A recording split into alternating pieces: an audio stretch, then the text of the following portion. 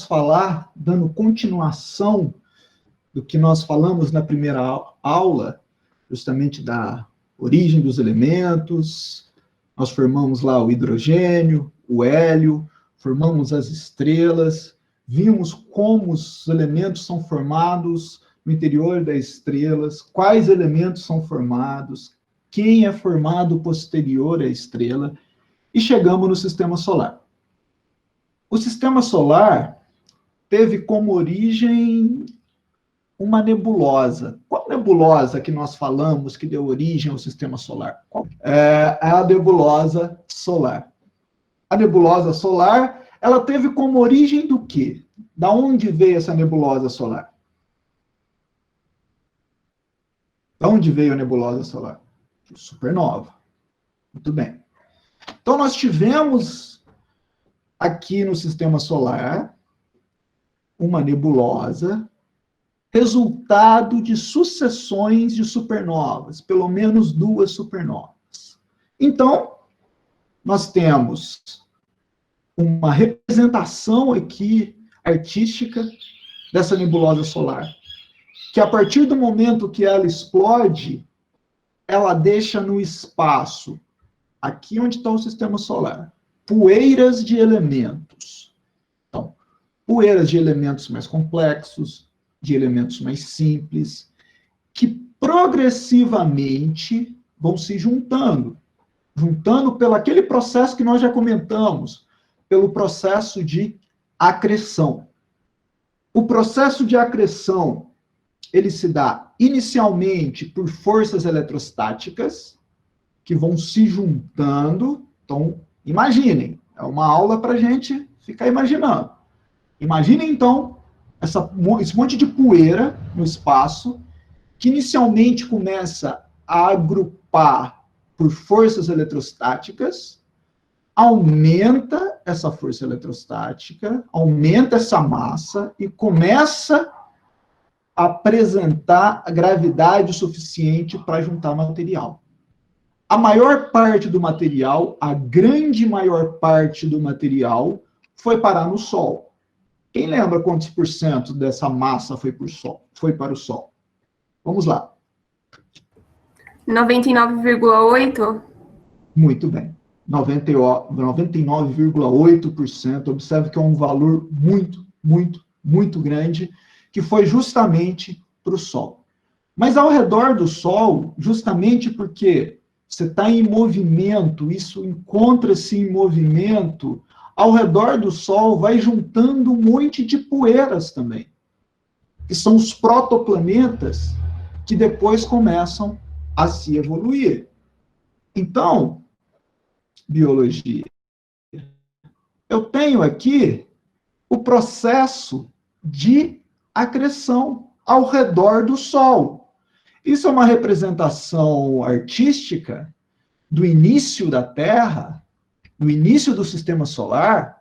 Se a gente pensar há 4 bilhões de anos atrás, o sistema solar estava muito mais sujo desses elementos. Olha a grande quantidade de material que estava justamente acreando, chegando na Terra. E olha que interessante. Quero que vocês guardem isso daqui, olha. Quando chega na Terra, olha a força que é e olha o que acontece na superfície. Isso tem uma característica bem importante para o curso de vocês, justamente porque nessa situação é inviável aparecer qualquer tipo de vida. Nós não temos estabilidade suficiente para ter vida nessa situação. E observem, imaginem esse monte de material chegando dentro da Terra. E esse material, ele tem uma grande quantidade de elementos radioativos. O que acontece com elementos radioativos? O que especificamente eles fazem? Opa! Calma aí. O que esses elementos radioativos, o que chama a atenção desses elementos radioativos? Aqui era para ser um GIF, para mostrar a transformação do urânio. O que acontece com esses elementos radioativos? O que está representando aqui? Agora deu certo. Olha. O GIFzinho. O que acontece com esses elementos radioativos? E aí forma qual camada, então, da Terra? Que vai para o centro. É bem isso. Qual camada que vai para o centro da Terra, então? Forma-se o núcleo. Forma-se o núcleo. Nesse calor está merecendo mesmo sorvete, viu, Franciane? Então, forma-se o núcleo. O núcleo da Terra, então, é composto por quais elementos, principalmente? Por quais elementos que é composto o núcleo?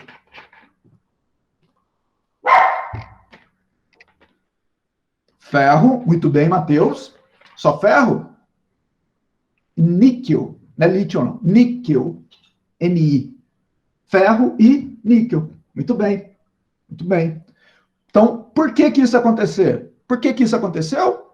Por que é composto disso?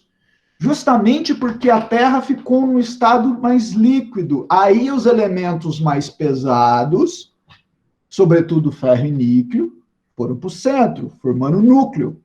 E os elementos mais leves, principalmente silício e oxigênio, ficam mais à superfície. Então, a Terra tem essa divisão que afeta, sobretudo, as características das rochas da superfície, as características dos minerais da superfície e as características da própria vida. Porque se a gente pensar em nutrientes de planta e os nutrientes que a gente precisa, eles estão mais ou menos distribuídos na quantidade que tem na crosta terrestre. Então, oxigênio e silício predominam, sobretudo, na crosta, na parte mais superior da Terra. Então, nós estamos formando a nossa Terra, olha. Formamos o núcleo mais denso, com ferro e níquel. Formei, depois do núcleo, eu tenho um manto, que tem muito silício e oxigênio, e a superfície da Terra, e a superfície, e a crosta da Terra, quando começou a ter essa menor quantidade de elementos chegando constantemente na superfície, começou a ter uma maior estabilidade, ela começou a se resfriar e consolidou na crosta. Então, a crosta terrestre, a gente pode lembrar aí de uma crosta de torta, uma crosta de algum material, justamente que quando resfria, fica aquela crostinha, aquela camada na superfície, que é uma camada mais rochosa. Então, com isso, nós formamos as 3 principais camadas da Terra, que é crosta, manto e núcleo. Dúvidas até aqui, gente? Vocês podem parar a qualquer momento, pedir para explicar de novo. Pois bem, então nós temos a origem da crosta, do manto e núcleo. E aí, que é importante para a gente, é justamente a origem da hidrosfera e da atmosfera. A origem da hidrosfera e da atmosfera está relacionado com eventos extraterrestres e com eventos que ocorrem na Terra. Tá? O que seriam esses eventos extraterrestres? 0,1% da massa dos meteoritos que estavam caindo na Terra era composto por água. Então, a água que nós comentamos na última aula, ela não é rara no universo. O que é raro no universo é a água no estado líquido. Então, chega meteoritos, 0,1% de massa é água, e aí começa essa água a ir para as partes mais baixas da Terra. Formando o quê? Essa água que chega, que fica líquida, entrando no ciclo da água, essa água ela vai para as partes mais baixas da Terra. O que vai formar essa água? Qual que é o caminho da água? Ela tende a ir para a parte mais baixa. Formando quem lá? Os mares. Forma-se, então, os oceanos. E nesse processo que a água entra no seu ciclo de evaporar, de condensar e de chover, ela vai lavando os elementos mais solúveis dos continentes para a parte mais baixa. Lavando elementos que se dissociam facilmente, que se desfazem facilmente. Por isso que a água dos oceanos, do mar, é uma água salgada. O sódio, além de não ser nutriente de planta, que não faz ele entrar no ciclo biológico, que evita ele entrar no ciclo biológico, ele é facilmente lixiviado. Ele é lavado, que nós falamos lixiviado. Ele dissolve e junto com a água ele vai percolando o solo, indo para os rios, até chegar no oceano. Bilhões de anos acontecendo isso, uma grande quantidade de sódio encontra-se, sobretudo, nos mares e no oceano. E o manto, então, na crosta, no manto, a gente tem uma diversidade de composição muito grande. Inclusive, esse material volátil que sai, que é expulso por vulcanismo ou para divisão das placas tectônicas. E esses materiais voláteis, eles saem para a superfície e forma-se a atmosfera. Então, nós temos aqui a formação da atmosfera. E a formação da atmosfera terrestre, ela é muito modificada no decorrer da sua história. Então, na história da Terra, nós temos essas modificações da superfície, da atmosfera, justamente por muitos eventos. Quando eu tenho um vulcanismo muito grande, essa liberação de gases do vulcanismo, ela altera a composição da atmosfera. E a vida teve uma importância muito grande na alteração da atmosfera que nós temos hoje. Então, hoje, a Terra, ela tem essa característica de ter muito oxigênio, principalmente por causa da vida. Esse oxigênio livre. Ele só é possível o oxigênio livre através da fotossíntese. Que, na verdade, o oxigênio, quando a gente pensa em fotossíntese, quando a gente pensa nas plantas capturando o CO2 e liberando o O2, o oxigênio é o lixo da fotossíntese. O interesse da fotossíntese é justamente pegar quem? Pegar o carbono para gerar açúcar, através da energia. Então, nós vamos ver que na história da Terra, a presença da vida e a presença do oxigênio modificou radicalmente a atmosfera terrestre. E nós estamos hoje também modificando a atmosfera terrestre, liberando o CO2 que está guardado. Então, uma evolução, uma modificação muito grande na atmosfera. Então, parte importante da atmosfera e de hidrosfera são provenientes de corpos extraterrestres. Corpos extraterrestres são fora da Terra. Estou falando aqui de meteoritos, de outros materiais. Tá bom? Eram os deuses astronautas, é uma grande pseudociência e os alienígenas do passado também não têm evidência científica nenhuma, tá bom, gente? Só para a gente divertir. Dúvidas até quê? Construímos, então, a estrutura da Terra e agora nós vamos falar de parte mais pormenorizada de cada uma dessas estruturas. Dúvidas? Estou tranquilo? Então, vamos lá. Como que é vista a estrutura da Terra? Observem aqui esse mapa essa representação artística do século XVII, em 1664. Olha que interessante essa representação artística, que chama Mundos Subterrâneos. Observem que nós já tínhamos uma ideia da presença de magma, dessa presença de rocha derretida. Tinha-se aqui até uma ideia de um núcleo, até a ideia de inferno, justamente por quê? Porque por causa das erupções vulcânicas, por causa de eventos como geysers, as divisões de terra, de crosta terrestre, isso é possível observar esse magma. Então, tinha-se uma ideia que a Terra era dessa forma. Olha. Era isso no século XVII. E aí nós chegamos no século XXI. Vocês viram essa notícia? Que terraplanistas ficaram perdidos em alto mar ao tentar atingir a borda do mundo? Não, isso daqui que nós sabemos que é a Terra. E olha que interessante, quando a gente pensa em Terra nas dimensões. Olha que legal. Lembra que a professora lá falava que a Terra é achatada nos polos? Olha o achatamento da Terra, o quanto que é pequeno. Esse diâmetro aqui, ó, aqui é um ponto, né? Então, 12.700 quilômetros. Olha a diferença, dá 40 quilômetros de diferença. Então, é quase que uma esfera perfeita.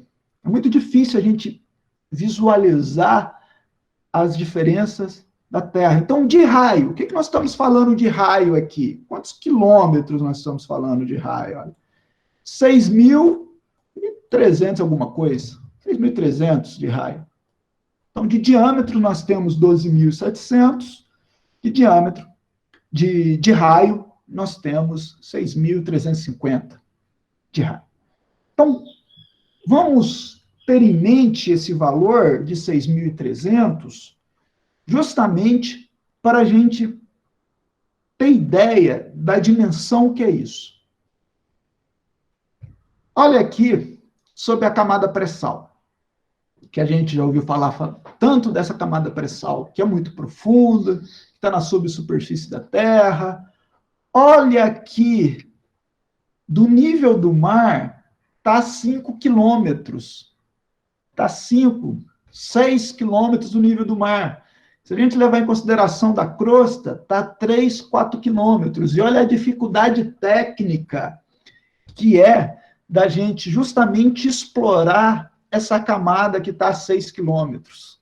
E nós estamos falando de um raio de 6.350 quilômetros. Então, para a gente ter essa dimensão da profundidade e a dificuldade que é estudar justamente essas camadas. Então, quando a gente não consegue estudar essas camadas por observações diretas, quando nós perfuramos e conseguimos observar isso diretamente, nós temos que utilizar meios indiretos para concluir como que é essas camadas. E aí, nós utilizamos o estudo dos terremotos. Então, se a gente prestar atenção aqui, olha, que a análise do terremoto possibilitou a descoberta das camadas interiores da Terra. Lógico que não é tão simples. Pense aqui que um evento ocorreu aqui. Nós temos a onda P e a onda S. E ela tem diferentes tipos de comportamento. Olha, para sentir aqui, chegou somente essa onda P, que teve que passar no núcleo interno da Terra. Então, em função disso, utilizando os medidores de tremores de terra, nós conseguimos, os geólogos conseguiram construir as diferentes camadas, com as diferentes densidades e as possíveis rochas que ocorrem em cada parte. Além disso, dessa divisão das camadas da Terra, quando chega um meteorito na Terra, eles observaram que a sua constituição é diferente da crosta. Por quê? Ele não passou pelo processo de estratificação, pelo processo de divisão das camadas. Então, analisando as camadas da Terra, nós descobrimos as diferentes camadas. Que são elas? Crosta, manto e núcleo. Na crosta, nós temos a crosta continental, essa mais grossa aqui, continental, e a crosta oceânica, que é bem fininha. Então, nós temos crosta continental e crosta oceânica, que nós vamos falar muito dela. E elas têm rochas diferentes, constituição diferente, que, por sua vez, vai refletir nas vidas que ali estão. Se eu tenho mais ou menos alumínio, se eu tenho mais ou menos ferro, se eu tenho mais ou menos nutrientes, que por sua vez vai refletir diretamente na vida. Aqui, olha, temos o que nós chamamos de litosfera. Litosfera, eu posso falar que é a crosta, mais parte do manto. Mais parte do manto superior. Como assim parte do manto superior? É a parte do manto superior que é rígida, que é sólida. Então, a litosfera é a casquinha da Terra, é a casca da Terra.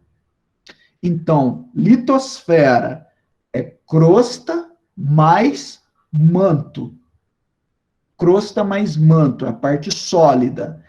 Entre a litosfera e outra parte do manto, tem uma divisão que os geólogos observaram, uma diferença no comportamento das ondas dos terremotos, que eles chamaram de descontinuidade de morro. M-O-H-O, que é Mohorovic. Descontinuidade de morro. O que é essa descontinuidade? Pensem em vocês que vocês estão numa estrada de asfalto. Está numa estrada de asfalto, numa rodovia, e vocês vão entrar numa estrada de terra. Vocês estão no asfalto e vão passar para a estrada de terra. Ali, naquela divisão, é uma descontinuidade. Então, aqui é uma descontinuidade, a descontinuidade de morro. É uma divisão entre a litosfera, que é sólida, e uma camada que é plástica, que não é rígida, que é maleável, que nós chamamos de astenosfera. A astenosfera tem por característica apresentar esse comportamento plástico, esse comportamento de movimento. Depois continua o manto rígido, chega aqui no núcleo externo, que é líquido, e o núcleo interno, que é sólido. E olha que interessante. O que acontece com isso? Que quanto mais você desce na superfície terrestre, maior é o aumento, a pressão e a temperatura. Então, tem pontos que a pressão, aí tem um combinado lá, entre pressão e temperatura, que deixa o material sólido ou não.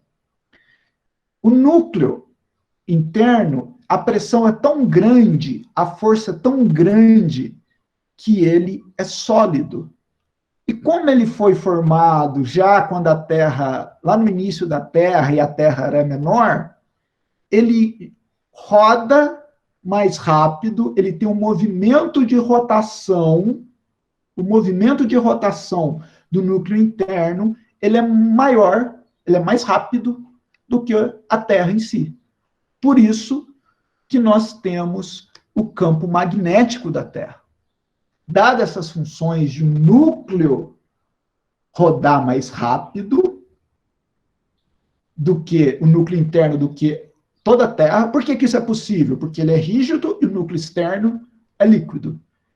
Dado essas características, ele vai ser, a Terra possibilita, tem o campo magnético, que tem uma importância também no campo magnético, na conservação da vida, principalmente devido a alguns raios solares, alguns tipos de radiação que o campo magnético protege a Terra.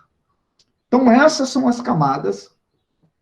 Quero que vocês prestem atenção na astenosfera e na litosfera. E aí nós temos algumas características que explica a dança dos continentes. E a litosfera, então, ela é dividida em mais ou menos 12 placas, que estão efetivamente dançando. Observe, então, que a litosfera, ela não é toda sólida. Ela tem placas, são as placas litosféricas, ou as placas tectônicas. E aí, nós temos algo de grande importância para vocês, que é justamente a deriva continental. A deriva continental, como nós estamos observando nesse GIF, que apresenta a dança dos continentes, como eles foram modificando, como eles foram agrupando, possibilitou o quê? A dispersão de algumas espécies, a especiação de outras espécies, porque justamente eu crio divisões geográficas, não é isso? Para eu ter criação de uma nova espécie, eu não tenho que ter uma divisão geográfica? Esse movimento pode gerar desde separação por oceano, ou grandes cadeias montanhas, ou em função do ponto que a Terra encontra, a quantidade de continente pode alterar sobremaneira o clima na Terra. Como assim? Alterar a movimentação dos oceanos. E aí a Terra pode ficar mais quente ou mais fria em função da deriva continental. Mas, até pouco tempo atrás, nós não tínhamos ideia que existia essa movimentação. Como que se deu essa ideia? Como que começou a ideia da deriva continental na história? Como que isso se deu? Observe esse mapa de 1600 e bolinha, tá? Da década de 1600. Eu tinha colocado a fonte dele aqui. O que chama a atenção já nesse mapa mundi de 1600, alguma coisa lá do século 17? O que salta aos olhos uma criança olhando esse mapa? O que vocês pensam quando olham esse mapa e algo que chama atenção em termos de movimentação de continentes? O que para vocês? Isso, um mapa mundi de 1600. Olha que mapa mais bonito, olha que figuras bonitas. Pensando em movimentação de continente, o que saltaria os olhos de vocês aqui?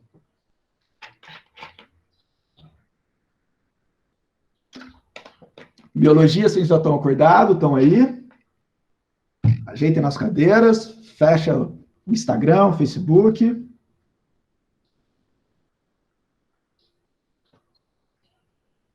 Vou saber, né? Vocês estão aí fazendo o quê? Estão dormindo, assistindo Sessão da Tarde.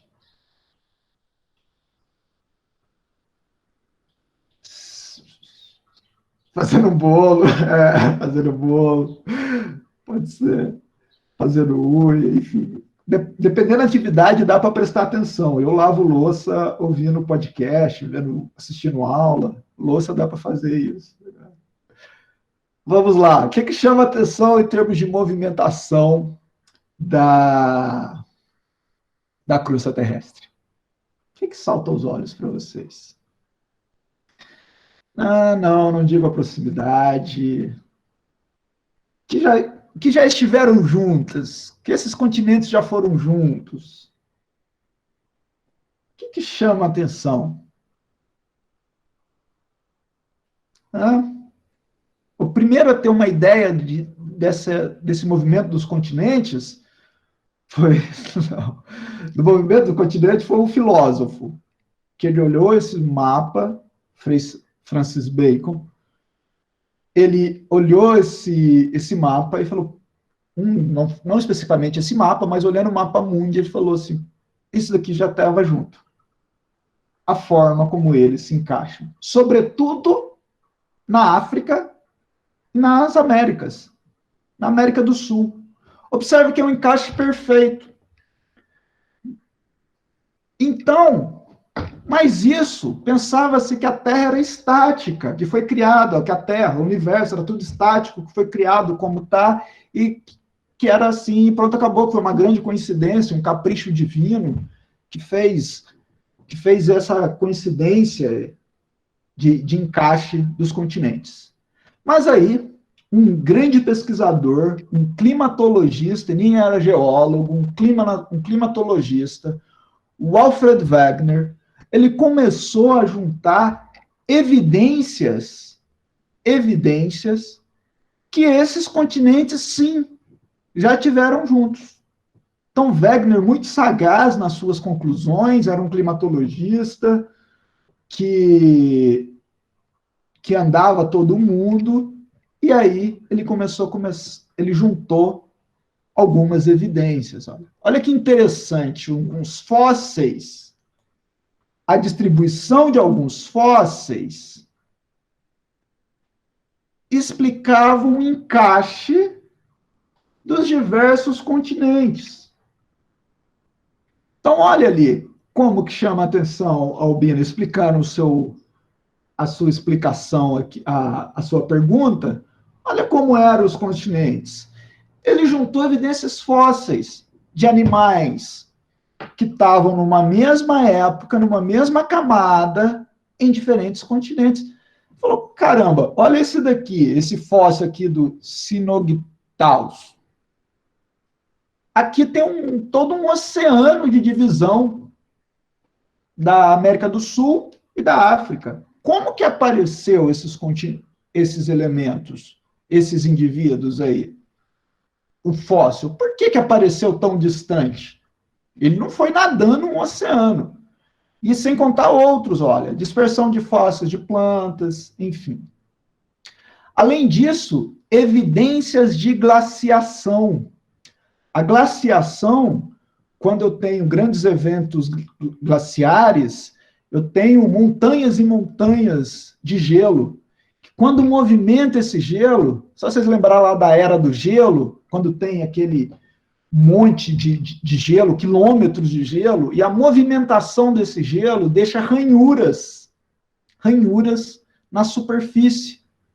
O Wegener, juntando, mapeando isso, essas estrias da movimentação, ele observou justamente que combinava com a junção dos continentes. Dos fósseis e de diferentes árvores que davam em diferentes climas. Olha que sagaz que ele foi. Novamente aqui, ó, que colocaram até uma representação do bicho aqui mais fiel. Olha que sagaz ele foi. Mas o Alfred Wegener, ele não conseguiu responder algumas questões. Ele, efetivamente, juntou um conjunto robusto de evidência, mas foi até meio que ridicularizado. Porque ele não conseguiu explicar isso. Por quê? Que forças seriam capazes de mover imensos blocos continentais? Observe, nós não conhecíamos as diferentes camadas da Terra. Nós pensávamos que a Terra era um grande bloco rochoso. Então, nós não sabíamos da diferença de litosfera para astenosfera. Aí o Wegener falou, como seria capaz? Que força que eu iria utilizar para mover esses imensos blocos? Como a rígida crosta continental poderia deslizar sobre uma outra crosta rígida, como a oceânica, sem quebrar pelo atrito? Como que ia ter movimentação entre elas sem quebra?